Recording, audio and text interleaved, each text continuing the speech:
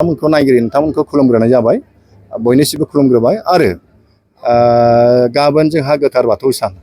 बेयो गोदो गोदायनिफ्रायनो आबै आबौ आयं आजौमोननिफ्रायनो बे सिबिबोनाय बर' हारिनि मोनसे गुदि धोरोम बेखौ जोङो आगोलाव गामि ओनसोलाव फुजिनाय जायोमोन नाथाय दिनै जोङो आसाम सरकारनि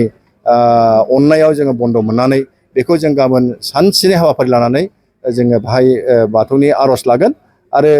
फुंबिलि समाव जोङो जोंनि दुलाराय बाथौ गौथुमनि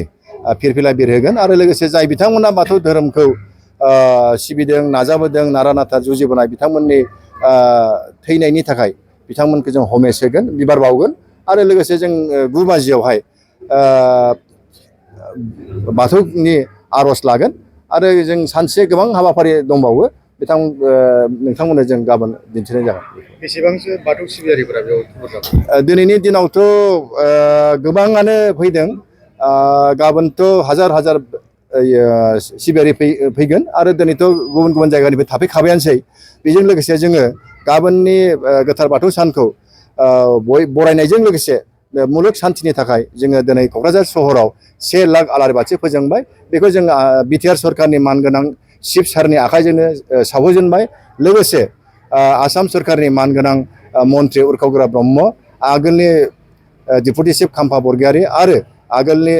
MP सानसुमा कुमार बैसोमुतियारि बिथांमोननि आखाइजों जों दिनैनि बे 1 लाख आलारि बाथिखौ सावजेननाय जाबाय। निमन्त्रण होदोंमोन आरो बिथाङा जोंजों रायलायनानै खोथाबो होदोंमोन जे गाबोन जोंनि बाथौनि जिथु आर'ज मास प्रेयार बेवहाय लोगो लानायनि खोथामोन नाथाय गावनि भारत सरकारनि मोनसे एंगारनो हायै केबिनेट मिटिंआव थानो गोनां जानानै बिथाङा थांबाय बेखौ जोंनो अफिसियेलि लेटार लिरनानै फोरमायहरदों जे एबारनियाव आङो थानो हानाय नंला होननानै बिथाङा जोंनो फोरमायहरदों बेनि थाखाय दुखु फोरमायहरदों आरो